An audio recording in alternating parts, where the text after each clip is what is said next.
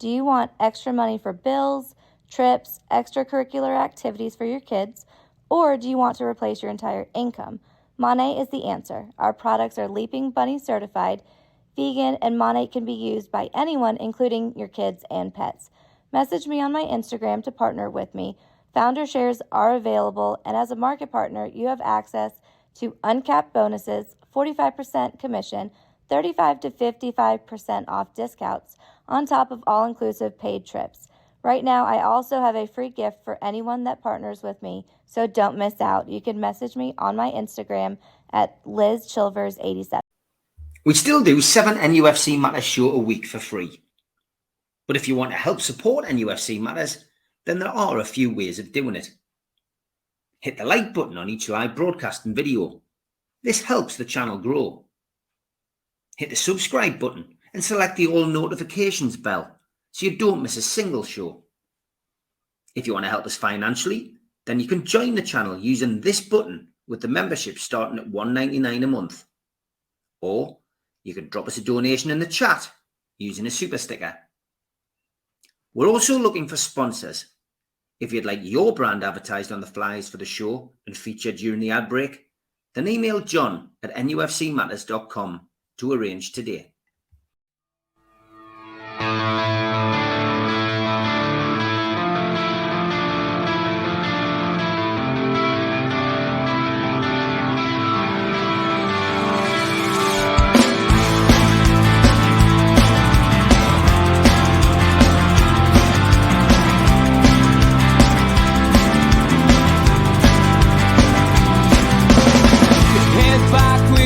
Attack. It feels like I've been talking to myself again, but it's the only way you're ever gonna learn. You look back and it's all in the past. I'm dwelling on the thoughts I cannot say to you. If I don't say the words, then maybe it's not true.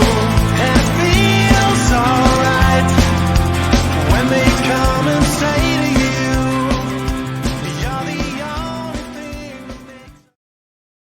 good evening, welcome to NUFC Matters. It's the eagerly anticipated transfer show with Ben Jacobs. How are you, Ben?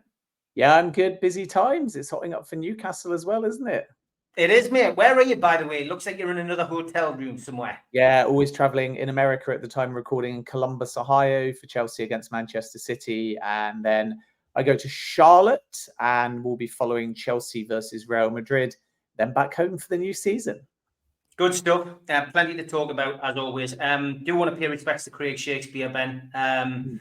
Awful news about the passing of Craig at such a young age.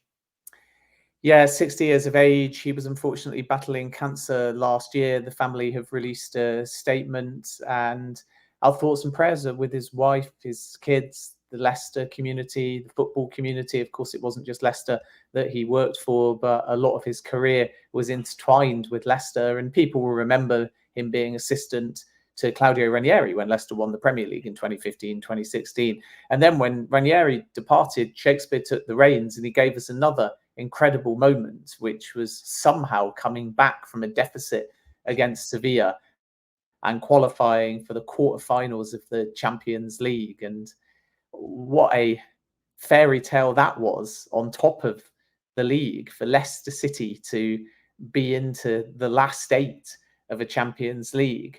But what you kind of find from the tributes, and I would echo this as a journalist having dealt with Shaky as well, is the impact he had on players professionally and personally. Jack Grealish said it, Harry Maguire said it, Jamie Vardy said it. He just cared and he was present in the moment. And it's kind of very rare when you're dealing with so many players, and also some will leave, to keep in touch with so many people and to know everything about them, names of family and dog or birthday, or just find the time, you know, to congratulate someone on a great performance, maybe if they've moved on and gone off to another team. And that was what he was like. In addition, he was witty, he had a sharp sense of humor. And within the game, there's a lot that will be made of Ranieri or even Pearson, of course, from Leicester's point of view, in helping get the club up from the doldrums of League One all the way back to the Premier League, then that great escape. And throughout his time at Leicester, Shakespeare was this kind of unseen, up until anyway he got the manager's job, influence. And in that season when Leicester won the Premier League, Ranieri naturally made the headlines, and what a character he was, and he took the players for pizza and all of this. But the players, to some extent, were on a bit of autopilot because they didn't have that many injuries. They had the momentum from Nigel Pearson, and Shakespeare was the one that kept everybody grounded. And he made sure that they didn't get carried away. And he was a very important part in keeping that Leicester dressing room very united, very hungry, having the belief that they could do the unthinkable. So sorely missed, and he'll be remembered away from football as someone that was generous with his time, that was humble, that was a family man, that was community orientated. So once again, taken far too soon. Thoughts and prayers are with his friends and family. Very sad news. Yeah, and for those of you who tuned in to Friday Night Amigo, we did pay our respects to this great guy as well, Tommy Cassidy, a good friend of the show. A lot of us crossed paths with Tommy over the years. Some old enough on our platform to remember him playing for Newcastle, of course. Had a great career at Newcastle, 180 appearances, 22 goals. Played for Glentoran before he came to us. Went to Burnley, 72 appearances, 4 goals. And then Apoel, 44 appearances and 7 goals there. 24 appearances for Northern Ireland as well. But probably best known in the locality after that Freeze management. You know, he was involved at Gateshead, of course, Newcastle Blue Star, Workington, Whitby Town and Blythe Spartans as a manager. And that crossed paths with him on numerous occasions. And our thoughts, as always, with Tommy's family. Want to get on to the transfers now. Friday, the story broke, and as this is pre-recorded, may have developed even further about Gay from Crystal Palace. Newcastle like to do the transfer business, as we know, in secret, if you like, but this one's got out. Is there much leverage in it, Ben? And you know, is there a chance? It seems promising if they're talking to the player now. Yeah, I think the situation with the Gahey one, if we can begin with that, is that Newcastle United have open negotiations with Crystal Palace. And the interesting thing about this is that there's a high volume of interest and there's a high price. So 60 million plus is my information there. And I think that's the big story in the last kind of 12 hours, because he was outstanding at the Euros. And we know because Lascelles and Botman are injured that Newcastle are going to be prioritising a defender to come in. And that was always the case. But if they get Gahey, it would be largely, I think, seen as a coup. And we wait and see whether they meet that Palace valuation. And if any other suitors now come out of the woodwork, they're unlike with Michael Olise and Eberici Eze is no release clause. So they would have scope to negotiate, but no ability to trigger anything formally, as far as I'm aware. And if they can get a player of this quality, then it would be an outstanding start to the week or so before the season starts, when Newcastle might be able to make a bit of a statement and show everyone that they've moved beyond the PSR deadline. And then the striker situation is going to be an interesting one as well.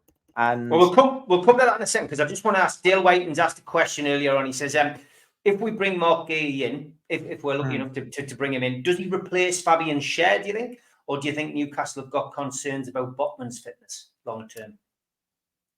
Oh, I think if he comes in, he starts. That's the first thing to say. And then it's up to Eddie Howe to find the right partnership. You would think he'd have to find a way of Gahey and Botman playing together. I don't think Howe's ever had a problem, by the way, with 2 right-sided or 2 left-sided centre-backs. So either way, there's a dynamic that he'll create. But you would not spend, should you succeed, 60 million plus and get a player like Gahey unless he's an automatic starter, nor would he join the football club unless that was the case either, because he has established himself as a England international. Crystal Palace are flying. They can offer him game time every week. So the pitch, obviously, to Gahey is you play every week.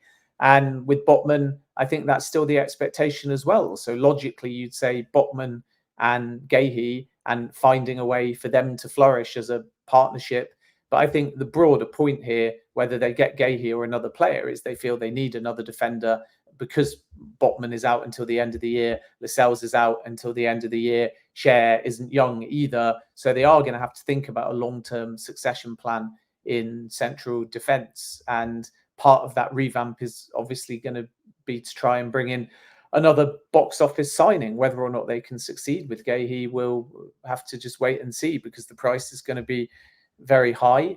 But I think the key point is that Newcastle will not be entering this type of conversation unless they feel that they've got the funds. So the good news for Newcastle fans is if they miss out on Gahey, then it's almost a clue and an indication that even if it's not quite the ballpark of £60 million or more, they've got a little bit of money now to spend because the new financial year has started, which would suggest that Newcastle will be quite busy between now and when the window shuts. And that's obviously why they're also working on Asula and a couple of other deals as well. Does the move for Gahey from Palace rule out, and this is another one, these pronunciations, it's varied. I've heard Shaw, I've heard Theo, I've heard Thiaw, I've heard that many different pronunciations. It's spelt Thiaw. Is the remove for him still in the offing if we bring Gahey in, or do you think this is rather than bringing him in? I think they'll bring in one. So yeah. I think it probably is either or. That's my feeling. And then they'll put their budget towards the other positions, and we'll come on to, no doubt, Asula in just a moment. The only thing about Malik Thiaw, and that's how I'm pronouncing it, but maybe the player can help us out with that by saying something into camera so we know for sure. But I'm going to go with Thiaw for now and either be right or consistently wrong, I should say. But yeah, I mean, the difference though with Thiaw is that he can also play right back or defensive midfield. So I think from a budgetary point of view, it will likely be Gahey or Malik Thiaw.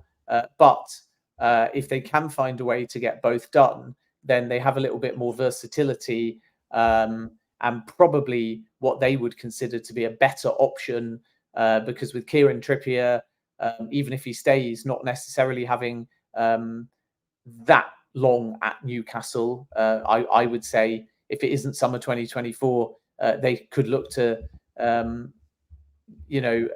replace him in 2025. You got Tino Livramento there, but it would be welcome to have some other right back cover. And then you got someone that can come and play in defensive midfield as well, which means that if they pick up an injury, or if in the longer term a Bruno went, they've already lost Anderson from midfield.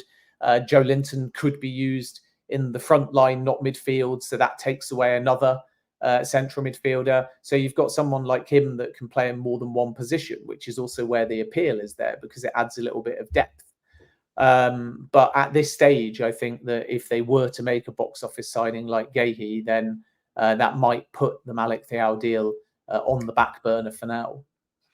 Okay, you were keen to get to this one before. I've held you back. But yeah, Fabrizio Romano, those three words, here we go, usually means that Newcastle are more or less going to sign a player. William Asula to Newcastle. Fabrizio seems to think it's a deal in place for £10 million fee plus £5 million add-ons for the 20-year-old striker, joining from Sheffield United. He says final details being sorted, then time to sign all documents. I've seen varied reports. I've seen total fee of £15 million, including add-ons from other sources.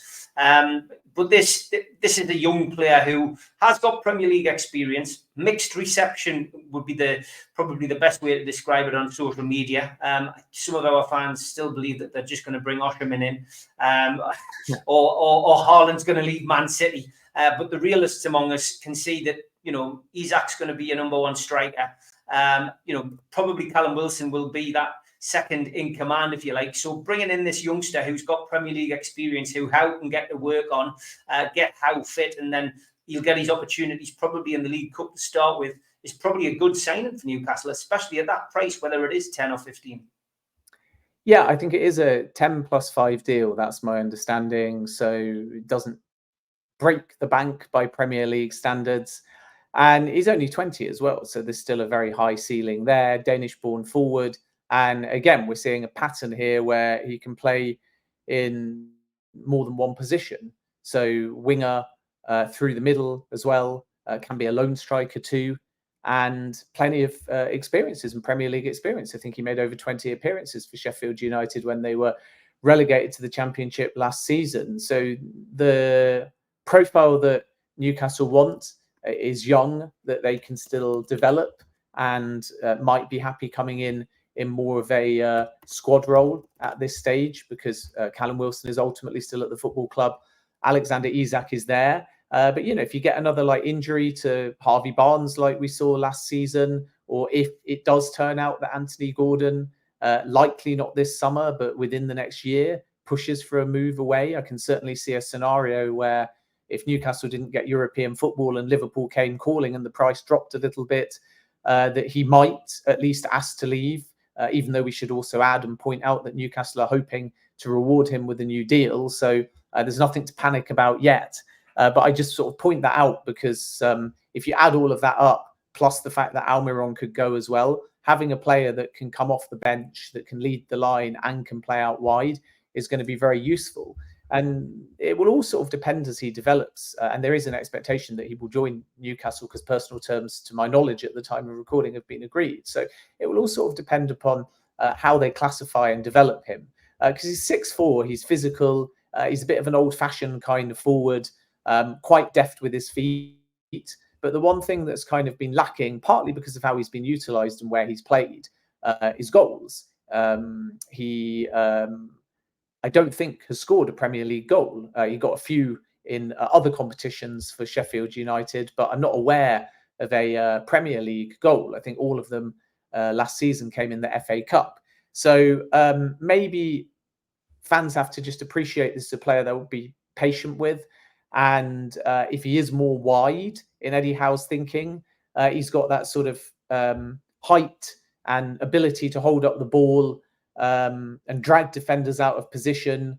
And if he does play more centrally or lead the line, it's goals that he'll have to try and bring a bit more to his game if he's to be a success at St James's Park. Okay, interesting stuff. Next question I've got for you is your thoughts on Rory Finneran, who was coming to Newcastle United from Blackburn.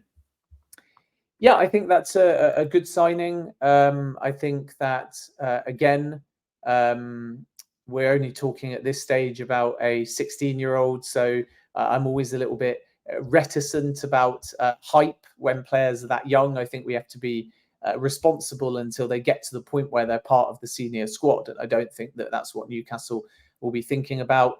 Blackburn were naturally very sad to lose him. He only played, I think, one sort of full season as being part of the senior squad with a couple of kind of cameos here and there. But that's enough to sort of show that even if you just brought up for like the odd League Cup game or FA Cup game, that there's big potential, because it's very rare that we see a 16-year-old kind of utilised so early. When he was still a sort of teenager a year or two ago, the feeling was that big clubs would come calling then. And Blackburn have developed him really well. He's a very, very promising midfielder. He's very calm on the ball. He's got good vision. He's very aware of the movements of others. He's got good pace on him as well. I think where there is perhaps a bit more room for improvement is on the defensive side. And again, not so much at youth level, but when he gets brought into that physicality of the Premier League, should he be given opportunities and at Premier League pace. I think sometimes when he's running back or has lost possession, the decision making is not as good as when he's on the ball and looking forwards and making decisions. But that's to be expected with a 16-year-old. And this is a player also that Liverpool and Manchester United tried to sign as well. So in the same way we discussed Gahey at a more senior level and Newcastle trying to make moves and get somebody flagship, At this age group, it is another coup to have got Finneran. But again, we have to just be very cautious for a few more years, perhaps, until he starts to get more consistent and meaningful first team opportunities. But a really good prospect, and Newcastle are delighted to have landed him. Goalkeepers have obviously been in the news with Newcastle. We know we've already made, a couple of signings, really. John Ruddy, though, more or less coming in as coaching. But is the Trafford thing dead in the water now? Because, week in, week out, every time I speak to you, I ask you the same question. But the Trafford story still won't go away. Is that something that Newcastle are still pursuing, do you think? I think at the moment, no, because they weren't able to agree a 20 million package with Burnley. That was what Burnley wanted. Newcastle offered 16 million. And it was quite add-on heavy from Burnley's perspective as well. So it might seem like there was only a 4 million gap, but it was also down to the fact that the structure of the deal wasn't preferable from Burnley's perspective. And we have to see if they return now, because as you say, since then they've brought in another goalkeeper. Still, my understanding is the expectation is that Nick Pope is the number one. And it's difficult for Trafford, because if he is to leave, then he probably wants some kind of guarantees of game time in the medium to long term anyway. The sort of appeal from Newcastle's perspective is having that staggered age between a Pope and a Trafford. So because you may get a player like Trafford at only 21, then as long as he's persuaded to not have imminent and instant game time like he had at Burnley, you can wait a little bit potentially, because you can develop him for a year or two, and then he might be the natural successor as far as Nick Pope is concerned. But I'm not aware of Newcastle placing a new bid recently. Now, again, the financial deadline has passed. We wait and see whether that changes, but it has gone a little bit cold at the moment on the Trafford front, at least at the time of recording. Let's talk about Anthony Gordon and this link with Liverpool that won't go away. For me, I mean, Anthony Gordon's got a contract in Newcastle until 2026. I've been talking to a lot of the people who do this podcast this week, and I guess Newcastle could offer him a better contract when he gets back off his extended summer holidays after, well, he's summer holidays, because obviously he's been in international duty. They could look at giving him a new contract, and that would probably end all the speculation. But is this genuine? That's what's coming from Liverpool in your mind, Ben? Well, I think Liverpool are not going to overpay. Now the PSR deadline has passed, it's going to be really difficult for Liverpool to get any kind of deal at what they consider to be value. So my understanding is that Liverpool position is they're not paying 100 million for Gordon, and Newcastle don't want to sell Gordon, and therefore there is a limited likelihood of Liverpool getting a number for Gordon out of Newcastle now that would make the move worthwhile. What's true is that when there were these conversations around Gordon, however exploratory, around the PSR deadline, Gordon's head was somewhat turned. And this is why I think in returning to Newcastle after the Euros, Newcastle will want to settle him quickly, underlie his importance, and, as I said earlier, try and offer a new deal. But new deal doesn't necessarily mean the saga's over in the medium or long term. It just means that he'll be with Newcastle for this season. And I think that is the most likely situation, barring any surprises. The only sort of 1% I have in my head, speaking to sources, is that Liverpool usually are very consistent in not putting down big money or more than they feel a player is worth. But occasionally they make exceptions, as we saw 12 months ago with Moises Caicedo, where sources had indicated for 3 windows that Caicedo was too expensive. They liked the player, but not the price. And at the moment, people are saying now from the Liverpool camp that I'm speaking to, again, they like the player, but not the price. That's what sources are indicating. So we're either just going to get chapter closed for this window, which is still probably at the time of recording the most likely situation, or alternatively we may get a scenario where Liverpool just break their mold again and put down later in the window more money than sources have previously indicated, and try and test Newcastle's resolve, because they want a wide player and they like Gordon, but they just don't like the price. And then if you look a bit further ahead, so if we start with the premise, which is Newcastle don't want to sell, they don't have to now the PSR deadline has shut. Gordon, as much as his head may have been turned at the time, is still very happy at Newcastle. likes the club, likes the fan base, likes Howe, is playing regularly. So a lot of positives about Newcastle. Just because his head is turned by Liverpool, it doesn't mean that he's being disrespectful to Newcastle. It's just perhaps the ability to get a higher wage, go back to his boyhood club, play Champions League football. I think most players would at least have their head turned, but it doesn't mean he's going to force his way out at this point. But if he signed a new deal, one kind of intriguing thing is that after Bruno Guimaraes's extension, other players may go back to Newcastle and say, we also want a release clause of sorts, or we want some form of out if we extend for the long term, but things don't go according to plan. And hopefully they will, and Newcastle will go from strength to strength. But you can understand once you've set that precedent, which is why Newcastle historically, if we go back to Mike Ashley, but even under PIF, they've never loved the idea of having release clauses. And even if those release clauses like Bruno's were, because it's now expired, quite high, it maybe makes other players say, well, if he got a release clause, I want a release clause. And then the danger is that a player might not sign a new deal unless they have that kind of out. So I don't think a new contract will end any medium or long-term speculation, but it will allow Newcastle to move on with this season. And then very possibly it will just be on the club itself, because if in a year's time they've got Champions League football, there's no reason why anyone would like to leave Newcastle. But if in a year's time they don't have any European football, and that's back-to-back seasons, then that's when some of the star names like a Gordon or an Isak or a Bruno may start to say, actually, we would like to go somewhere else. And that, unfortunately, is just football. Are there any other names that we should be looking at, Ben? Is there anybody, that you're hearing, in your capacity as a journalist? Are you hearing about any other potential deals or people that Newcastle are looking at? At the moment, I think it's that centre-back and it's that centre-forward. We spoke already about Jonathan David, still another one to watch. I'd still expect his future to be involved in the next kind of week or two. And there's several clubs. So West Ham at the moment are working on Nicholas Füllkrug, and they like John Duran, but David is another name they could turn to if those deals don't come off. So David could be a possibility for them or for Newcastle. It's true about the interest in Noni Madueke, who's been very integral here for Chelsea in pre-season. And I'd be surprised if Chelsea would sanction anything at this stage, because they haven't brought in a right winger yet.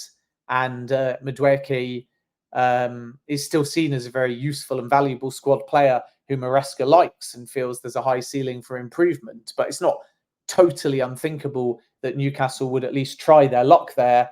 I just think that Chelsea have resisted any loan or permanent exit for Madueke at this stage. So that one is going to be relatively difficult, I think. And we know that Newcastle could still be in the market for another central midfielder as well. So Thao, we said earlier, can play in defensive midfield. I don't think they're going to come in the race for Conor Gallagher, who at the time of recording has an accepted offer from Atletico Madrid, but is deciding if he wants to go. And Scott McTominay, who Fulham are really pushing for and are the favourites at this stage, has been looked at Newcastle in the past before, but I'm not aware that they've made any kind of bid of late. So we might see a midfielder come in. We'll almost certainly see a centre-back come in. We'll almost certainly see Asula get over the line. Could be a right winger, and still potentially could be a goalkeeper to be added for Newcastle as well. It will all just sort of depend upon opportunities. They won't want to panic buy in the final few weeks of the window, and they certainly won't want to throw money that they feel is not well spent, because the kind of squad that Howe has, if they close the window with Isak, with Bruno, with Botman when fit, with Pope when back, they feel that that's a good spine. And then they feel that Livramento on the right can now compete with Kieran Trippier. They're very, very pleased to have got Lewis Hall, who they think has got a big potential. They've got Sandro Tonali coming back from the ban. You've got Gordon, Barnes, all capable. And Almiron hasn't gone yet. So there's less need at this stage to find that right-sided winger or forward. So Eddie Howe is pretty happy with his squad at this stage, but obviously a lot can still change between now and the end of the window.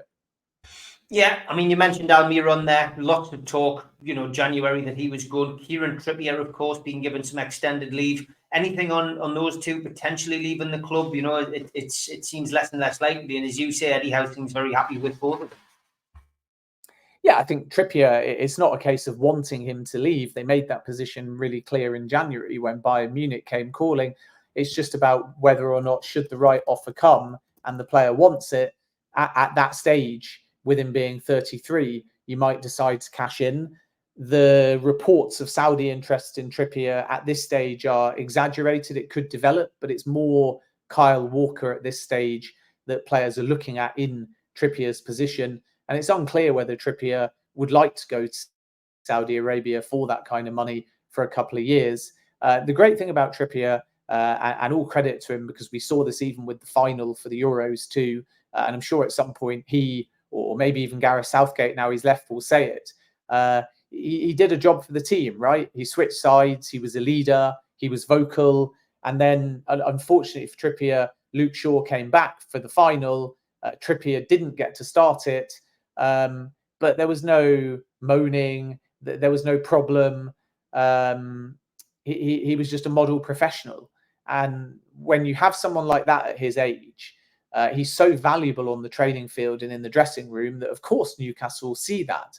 And even if he plays a few less minutes, they still really value that. And Eddie Howe's of the same belief as Gareth Southgate, that they absolutely like Trippier as a player and as a character and as an influence on and off the field. So this means that they're not going to want to push him out. But if it's right for Trippier and right for Newcastle, there is still a possibility. And that just shows you how highly they rate Tino Livramento at this stage, who I think can be a fantastic player on that right-hand side. With Miguel Almiron, it's a little bit different. I would say 30 million euros or 25 million pounds, and Newcastle would be telling the player they think that it's better that he leaves, and then they would invest that money. But again, a very likable player and character who, if he does hit a purple patch, as the first half of not last season but the season before, could still be very useful. And another player that is not going to have as much of an issue if he doesn't start as many games, but is still a squad player. And this is where Newcastle have recruited very well in the Dan Ashworth era. They've always found players that are good characters. So if they go from playing to not playing, they can accept that. But if the right offer comes for Miguel Almiron, certainly 25 million, maybe even 20 million, then I would expect Newcastle to sell. It's not true that Al Ittifaq, Steven Gerrard's club, have engaged in talks or will engage in talks. They've got Damari Gray, the former Everton and Leicester player, and they've got no intention at this stage to let him go or approach Almiron, nor do they think that they can afford the package. So if he was to go, it would more likely be Al Qadsiya, the newly promoted club that are owned by Aramco, or one of the PIF clubs. We'll have to wait and see. But nothing has advanced yet on the Saudi side. But there have been talks, and what the Saudi central deal makers are trying to understand is whether or not Almiron is open to the move. He was on Ipswich's radar, but they obviously got their number one target in Amari Hutchinson and not looking to strengthen in that position anymore. So it's all quiet at the moment on the Almiron front. It perhaps would still be a surprise if between now and the end of the window there isn't an approach for him. I know that Fenerbahce were another team that have spoken about Almiron internally. So there's enough sort of suitors out there that he might get an opportunity, whether again in Saudi or whether somewhere else in Europe. But if he stays at Newcastle, they'll be relatively content about the situation. The sort of Almiron going was more pressing and pertinent in January and before the PSR deadline. But because Anderson and Minter were the ones that helped them, plus the Ashworth compensation, balance the books, I think that Newcastle will be more intent to just keep the squad stable and keep those players at the football club unless they can find a replacement, and then the situation may change. Another player that came in, not quite under the radar, but again, came from out of the blue, Miodrag Pivas, the Serbian Superliga centre-half, 19 years of age, one for the future, Ben.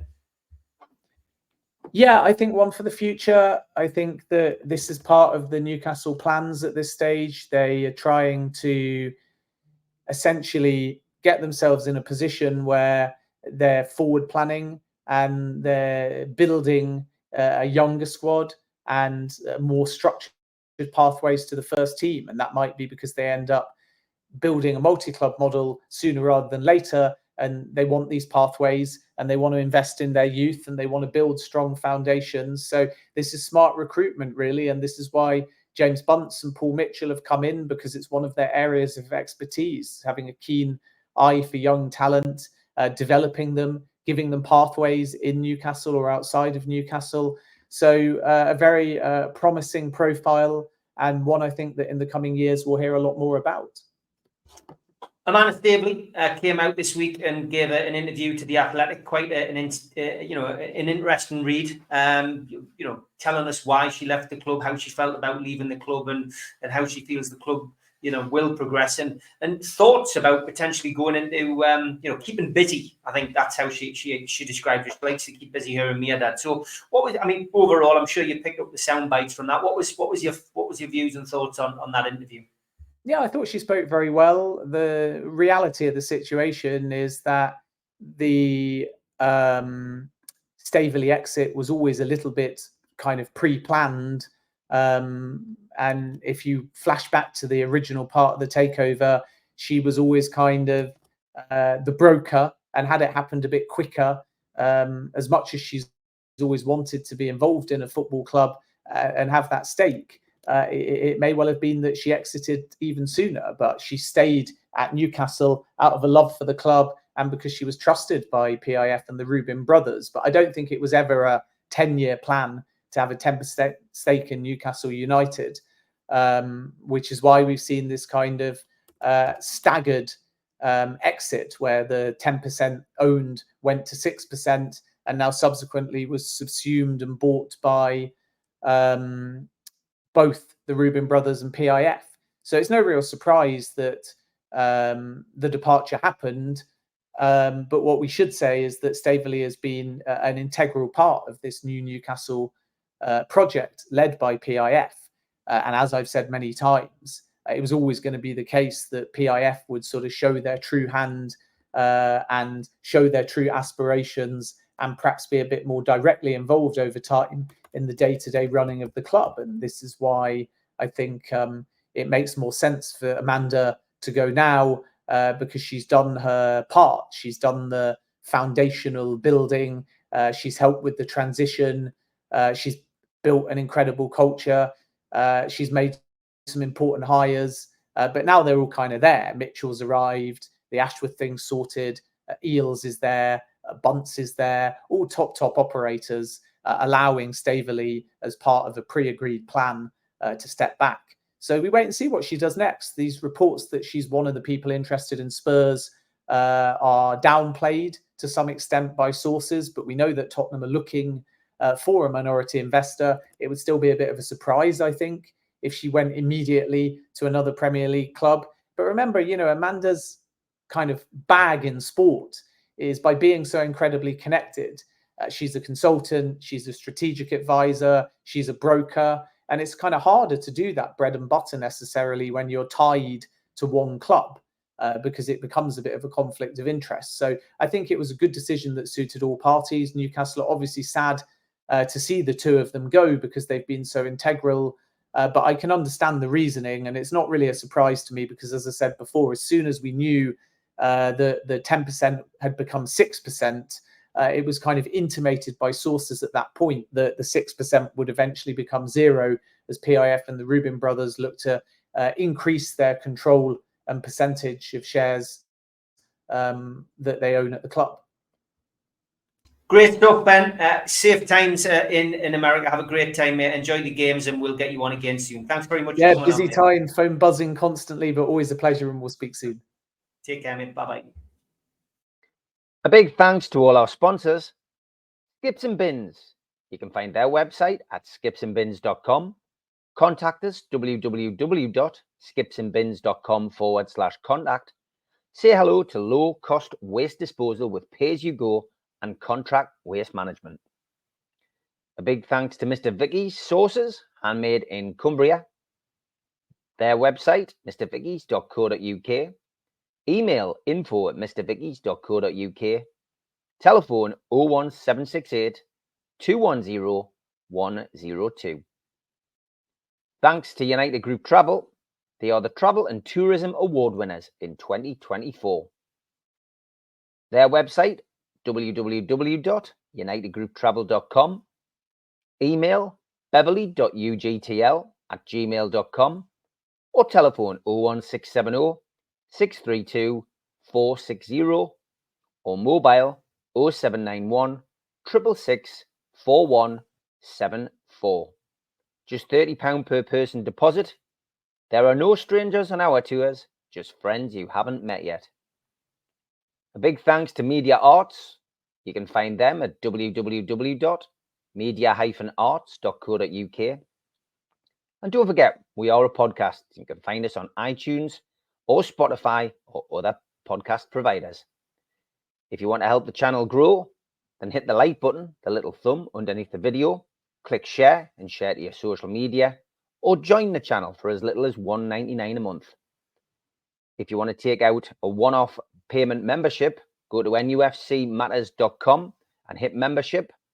And for a £25 fee, you get a scarf, a cup, a pen, and a membership card.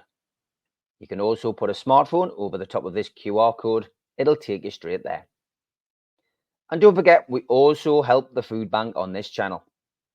NUFCfansfoodbank.co.uk is a website where you can make a virtual donation today.